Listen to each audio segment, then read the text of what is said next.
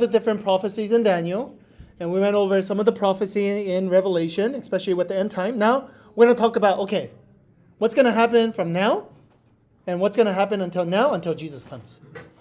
Okay? So now we're looking more into the future of what's going to happen.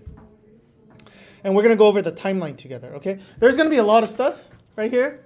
So we're not going to go over all of it, but we're going to go over some of it, okay? And so there's going to be some Bible verses and stuff like that too, so you guys can write notes as we go along. Okay, so time of the last day events. Okay, so we think after the Sunday law, so right here, let's look right here. So investigative judgment and the Sunday law, you guys see the Sunday law right here? So after the Sunday law, we talked about all of that stuff, right? The mark of the beast and everything else. People will choose. Are you going to choose God? Are you going to choose to worship God? Or are you going to choose to worship Satan? Okay? So after that, some time, there's going to be a close of probation. Oh, how come it's not changing here?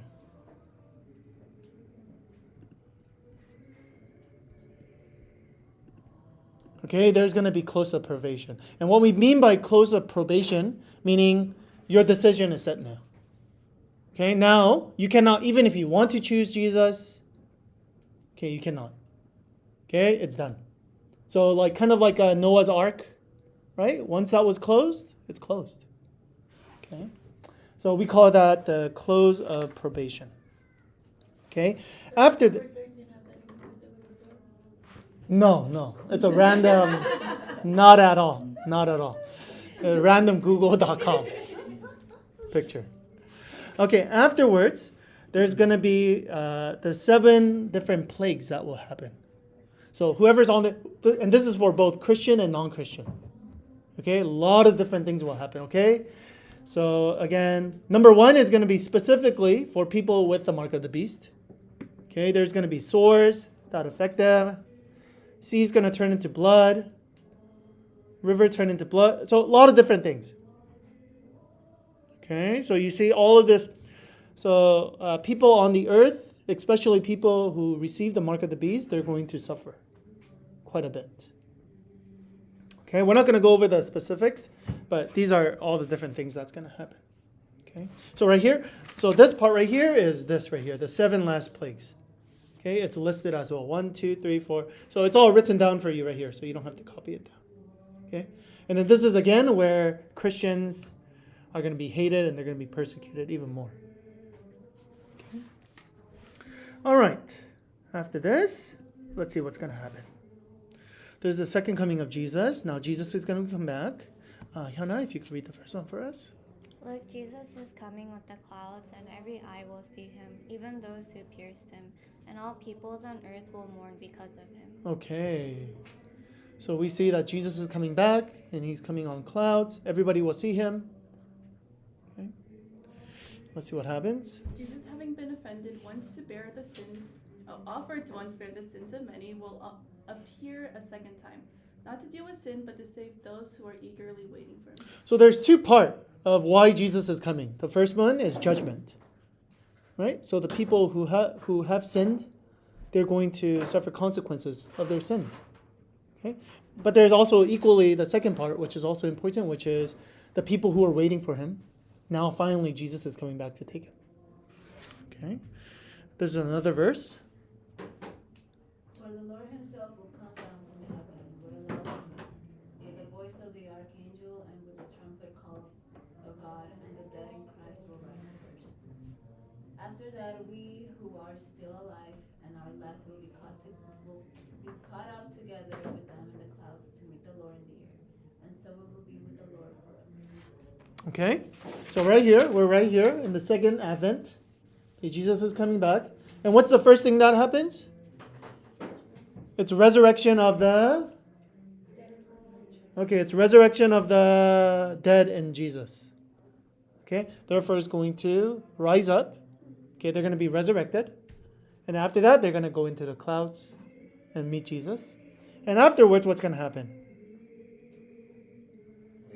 Yeah, people who are still alive and they didn't die during the whole persecution and the whole different plagues.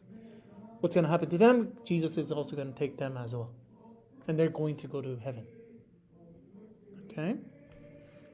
Let's see what happens next. Is it Hannah's turn? Okay. Bella? No, Bella. Oh, Bella read over. Oh, my bad. I guess it's me. Destruction of the beast. I saw heaven standing open, and there before me was a white horse, whose rider is called Faithful and True. With justice he judges and wages war. His eyes are like a blazing fire, and on his head are many, many crowns. He has a name written on him that no one knows but he himself. He is dressed in a robe dipped in blood, and his name is the Word of God. The armies of heaven were following him, riding on white horses, and dressed in fine linen, white and clean. Okay. So this represents Jesus. Okay. Let's see what happens. Then I saw the beast and the kings of the earth and their armies gathered together to wage war against the rider on the horse and his armies. But the beast was captured, and with the false prophet who had performed the signs on its behalf. With these signs he had deluded those who received the mark of the beast and worshipped its image. The two of them were thrown alive into the fiery lake of burning sulfur. The rest were killed with the sword coming out of the mouth of the rider on the horse. And all the birds gorged themselves on their flesh. Okay, so we see the beast. Okay, we see the different beasts. And then the beast with all the different presidents, all the kings, they all gather together and they all try to fight against this prince who is on a white horse. And then what happens? All of them, they get destroyed. And they get thrown into where? Fire. Into the lake of fire. And this is what we call hell. Okay? So again, we have three. Jesus comes back. And after Jesus comes back, we have the people who are dead, the righteous. They get resurrected. They go home. And then the people who are fighting against God, the beast, they get destroyed. And they get thrown into hell. Okay, let's see what happens next. Satan bound, and I saw an angel coming down out of heaven, having the key to the abyss, and holding in his hand a great chain. He seized the dragon, that ancient serpent, who is the devil, or Satan, and bound him for 1,000 years. He threw him into the abyss, and locked and sealed it over him, to keep him from deceiving the nations anyone until the 1,000 years were ended. After that, he must be set free for a short time. Okay. So with Satan, it doesn't seem like he throws him into hell yet. Okay, but instead, what does he do? He puts him in prison and locks him up for 1,000 years. Okay? And then we call that, right here, if you look at it over here, we call that millennium. So after that, so again, this tells you righteous men in heaven, righteous in heaven, wicked judge, okay, Satan bounded.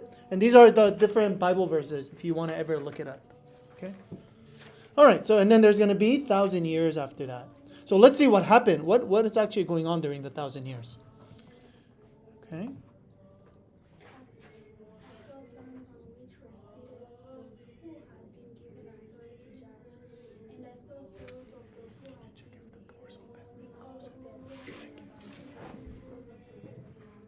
Okay. So what are they doing?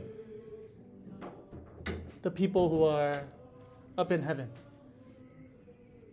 They're sitting on thrones. And Okay, they're sitting on thrones, and it seems like they're judging. Okay, so there's some kind of judgment that's going on. Okay. Let's keep going. They had not worshipped the beast or its image, and had not received its mark on their foreheads or their arms. They came to life and Reigned. reigned with Christ 1,000 years. The rest of the dead did not come to life until the 1,000 years were ended. This is the first resurrection. Blessed and holy are those who share in the first resurrection. The second death has no power over them, but they will be priests of God and of Christ, and will reign with him for 1,000 years. Okay.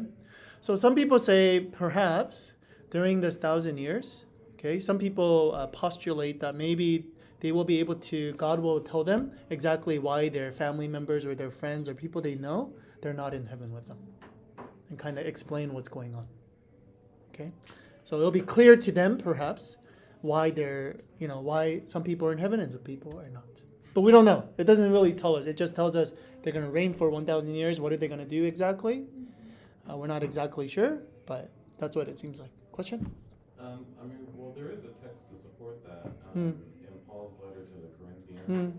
where he says, you know, it's a small thing that I should be judged by you guys or any human court. Sure. I don't judge myself, and so, but you know, it's God the one that judges me. But so he basically says, don't judge anyone's case pretty much before the time, and then when Jesus comes, he'll reveal everything and the motives of everyone's hearts, like why some people are there and why some people are not there.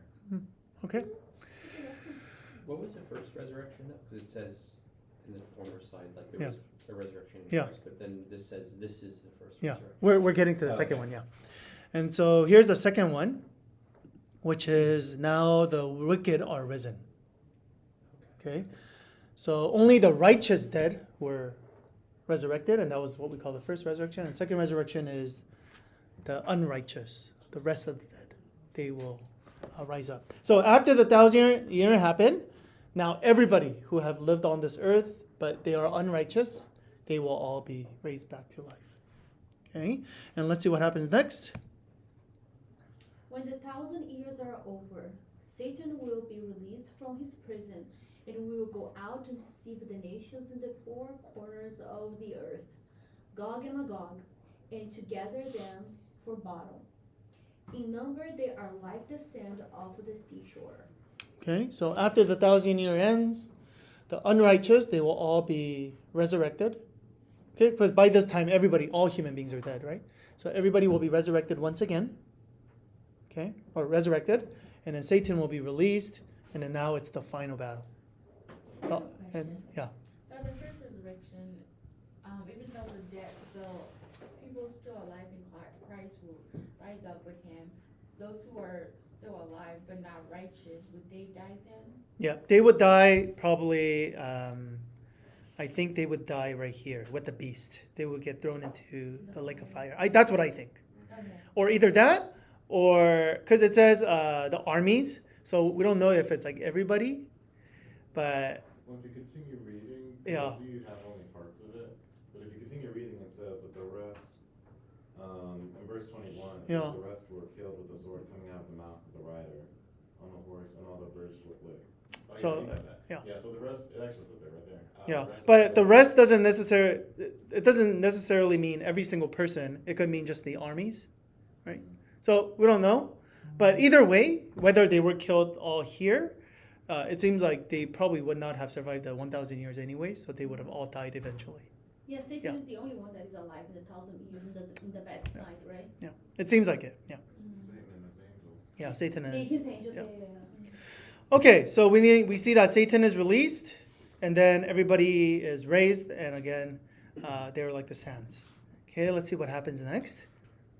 They marched across the breadth of the earth and surrounded the camp of God's people, the city he loves. But fire came down from heaven and devoured them. And the devil who deceived them was thrown into the lake of burning sulfur, where the beast and the false prophet had been thrown. They will be tormented day and night forever and ever. Okay.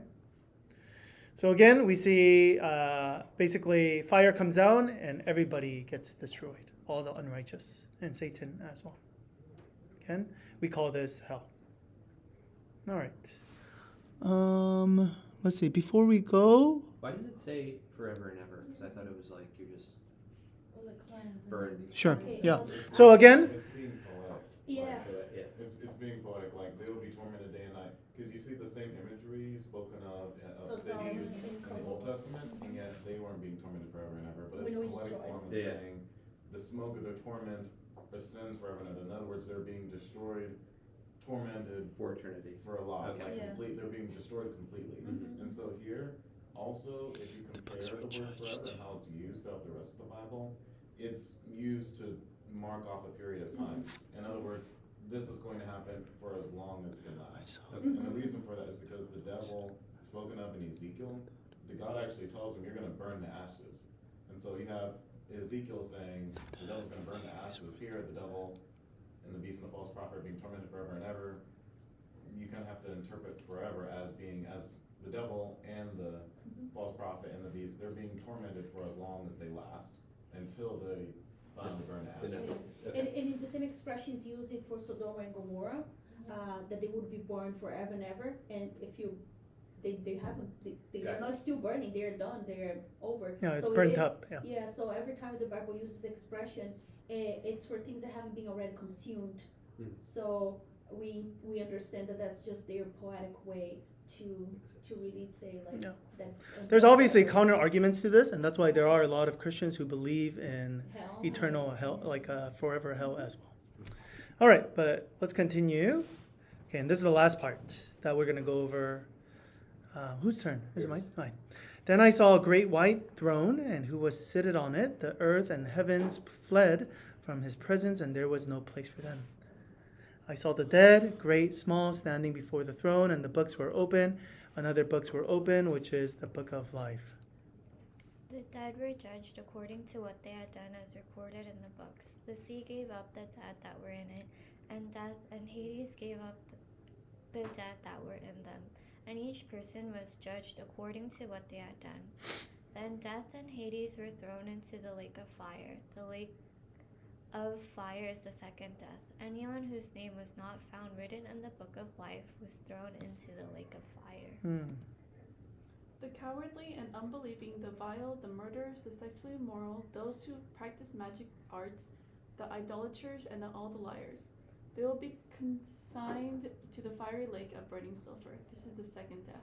Okay, so again, we see that Satan, his angels will be all thrown first, and then now there will be a final judgment for all the unrighteous. Okay, and now they will all be destroyed at the end. Okay, now before we go on to our last chapter, why don't you guys get together with your partners? Just what is your just overall thought as you were listening to this, reading this? Something new, something interesting? Go for it. I got a question. When they say death and Hades, are they like talking about like the Greek mythology? No, I think it's just talking about death. Yeah. So like once and for all, even death will be destroyed. And Hades represents Satan. Yeah, well, it's like the Pope. I think both is referring to death, in my opinion. Yeah, because these are like just different ways of talking about it. 5 days to burn. That makes sense.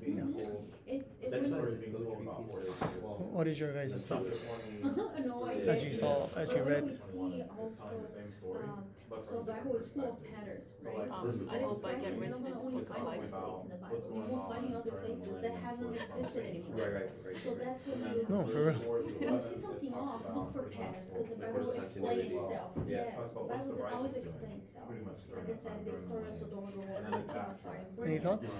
What's going through your mind as you went over They haven't this? been burning forever and ever, so you see, oh, this is just it's just an expression for that time. So that's when we can. Not positive, not negative, just neutral, nothing going through your mind.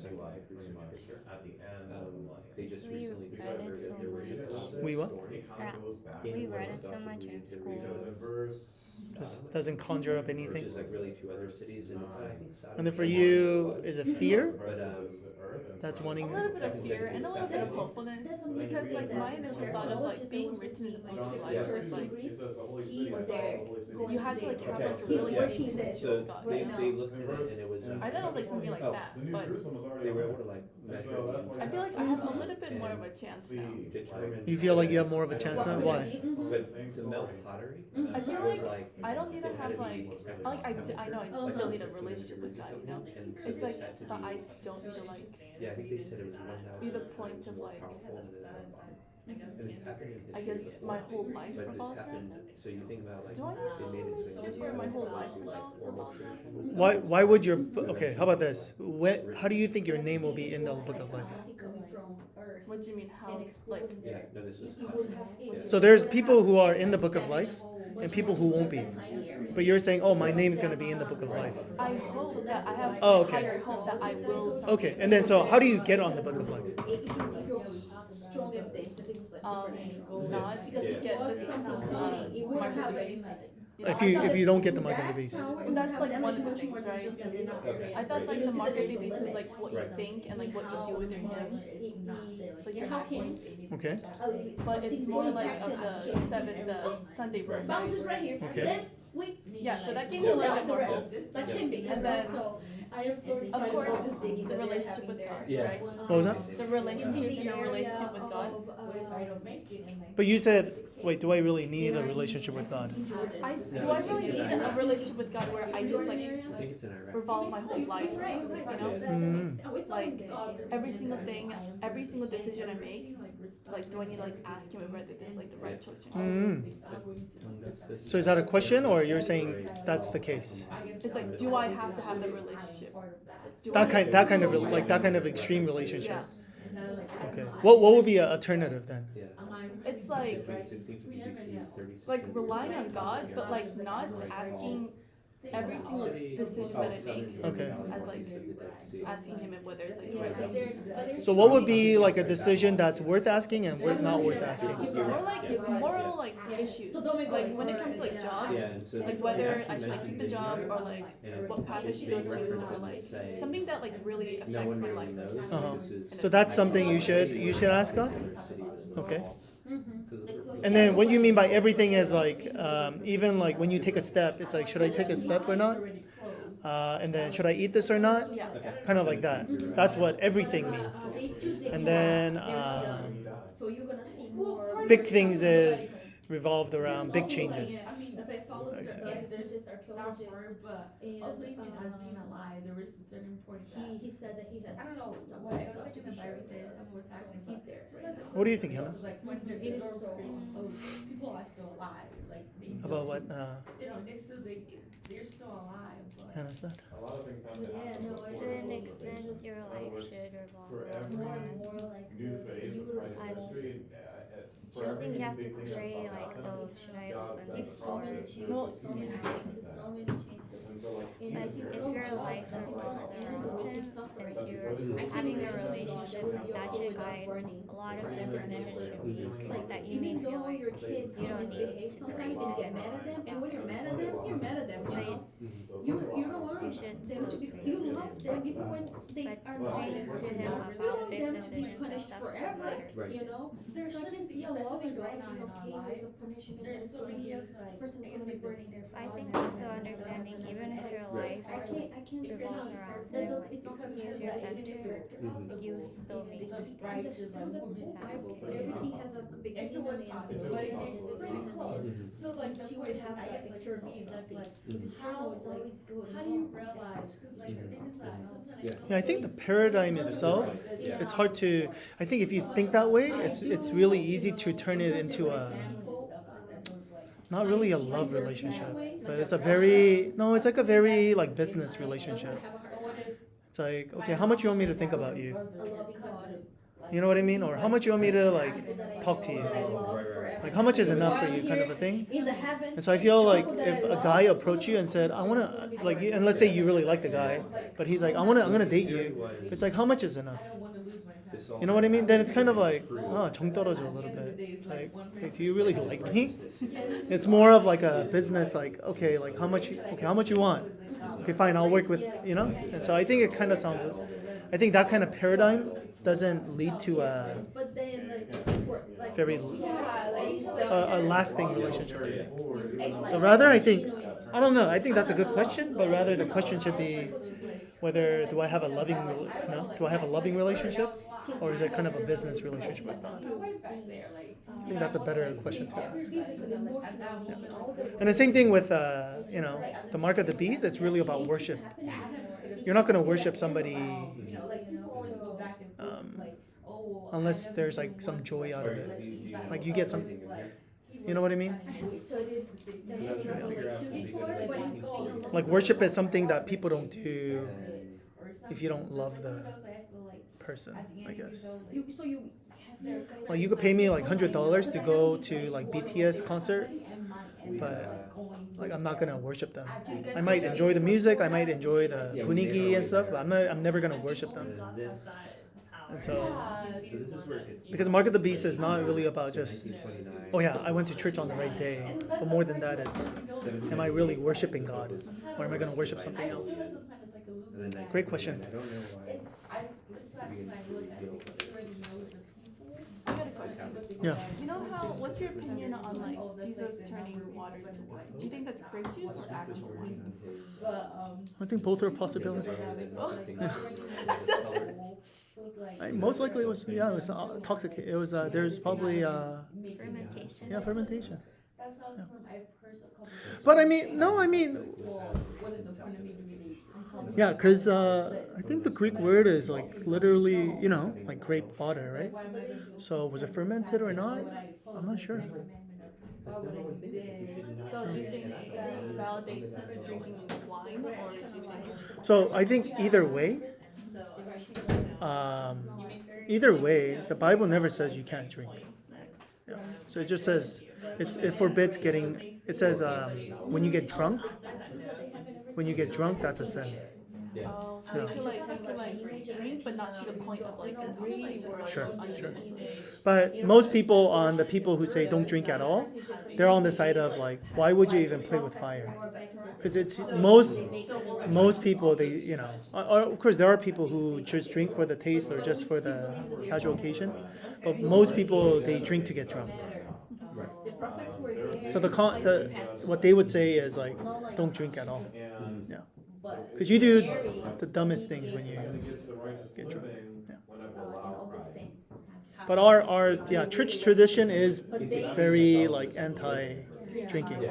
But there are certain traditions where they're like Catholics, they're okay with drinking. And there's other like Christian churches where, yeah, like they drink beer with their pastors and stuff like that. But I think like the righteous is like they pray for all San Antonio is already big in South America. And I know Santa. Okay, one more minute and we'll come back together. But anyways, this is going to go because these all historical notes they are in the Revelation. Yeah. So this is not. You know what I don't know on the seven plays? It's they're happening Like, all this in is 1 year. This is like consistent. But they're happening through history. I think throughout. I think throughout. Seven plagues. Are they happening like back to back, like in the Egypt? Finished one, started the other. Finished one, started the other. Or it's like, okay, this year we're gonna have the first plague. 10 years we're gonna have the second plague. And 5 years we're gonna have the third plague. That's what I don't know yet. Righteous, because whenever All right, let's come back together and finish up. We need to study. We're going to go to our last chapter. But it's deeper. That's what just have like a Okay, Tracy, if you could read for us. By the way, all of this has been, I don't know about you guys, but kind of like negative or depressing and things like that. But the Bible ends really, really well. All right. The great reunion. Then I saw a new heaven and a new earth, for the first heaven and the first earth had passed away, and there was no longer any sea. I saw the holy city, the new Jerusalem, coming down out of heaven from God, prepared as a bride beautifully dressed for her husband. And I heard a loud cry from the throne saying, "Look, God's dwelling place is now amongst the people, and he will dwell with them. This will be his people, and God himself will be with them and be their God." Yeah. So two things here I think is really important. Is first thing, we think that when we go to heaven, like literally we're just going to be in like clouds and stuff like that. But actually what's happening is God will cleanse the earth and then New Jerusalem will actually come down. So we'll be living on earth, but it'll be heaven for us.